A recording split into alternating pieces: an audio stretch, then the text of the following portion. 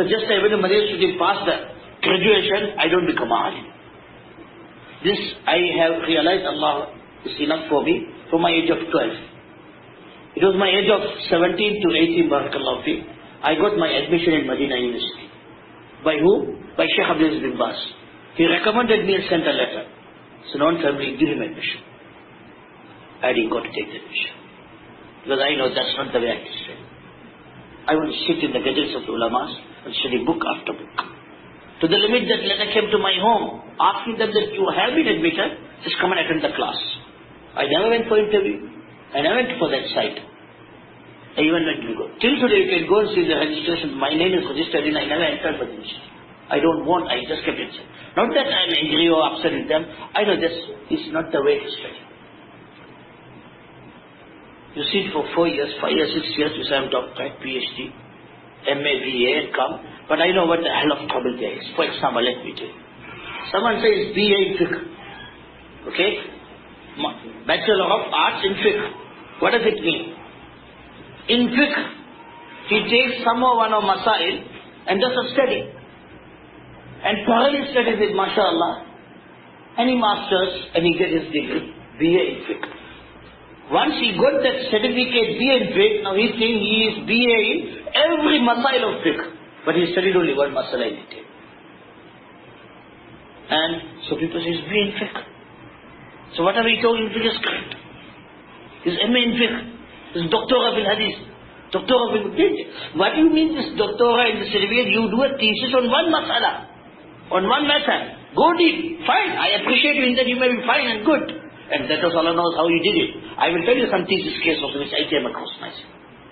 So this what happened. You mastered that thesis and you have been given title. PhD in hadith. Subhanallah. Ilmul hadith. The whole in your PhD. Maybe you have not even memorized Riyadus Salihin. Not even Arba'in Nawawiyah. But PhD in hadith. What is the ulama hadith? They memorize Sahih al-Bukhari with the snap. Sahih Muslim, Abu Dawud, Tirmidhi, Nasai, Kutub al-Sittah, they memorize. These are the ulamas. Shahbaduddin Sindi. And these ulamas, they memorize it. Shaykh bin Baz has memorized the whole. Taqrib al-Tahrib. The Ilm al-Rijal, narrators of the Kutub al-Sittah. These are the ulamas. Not just pass on. Which university did Shaykh bin Baz pass? Which university Shaykh Ibn Taymiyyah pass? Which university Shaykh Albani pass? But they are the ulamas. Ulamas who actually learn the ilm from its usul. There was a brother, till today he is there in Medina. You can go and meet him. His name is Faisal Abdul Kareem, Abu Abdullah. I tell his name so you can go and meet him if you are happy to meet him. It's a good brother, humble brother. He had his thesis in King Abdul University in history. What was the thesis on? On the head of Hussein.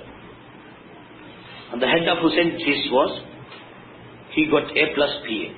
He got A plus and he's in BA, finished the thesis. He came to my library, brought the thesis to prepare for the publication to the market. Finished his exam, got A plus, passed from the university, is coming out to get the book ready for the market. When I saw that, I said, Ya Sheikh, you are doing a thesis on the head of Hussein. What does Imam Ibn Kathir say? لم يفرق رأس حسين عن جسمه. The head of Hussein was never departed from the body of Hussein radiallahu anhu. It's a fabricated talk.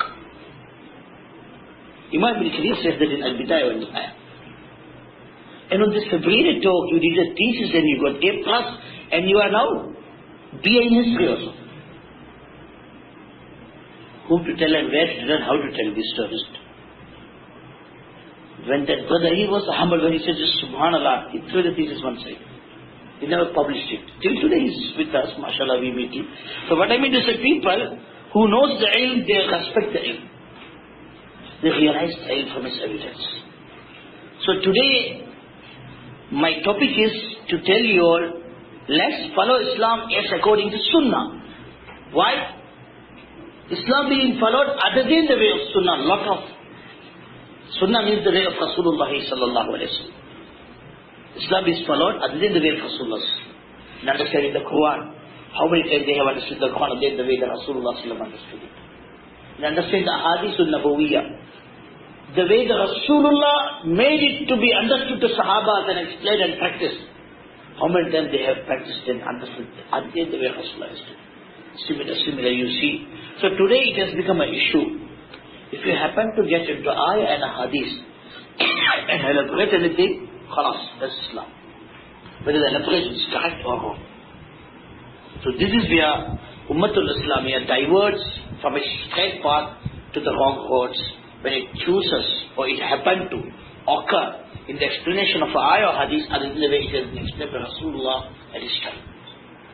So it's the duty of the scholars who understand the Quran Sunnah and learn of the Sahabas and when they hear or see anything which is being explained anything which is being explained of an ayah or hadith other than the way Rasulullah and the Sahabas had realized and explained that time, to refute it, so that the Ummah won't fall a trap to it.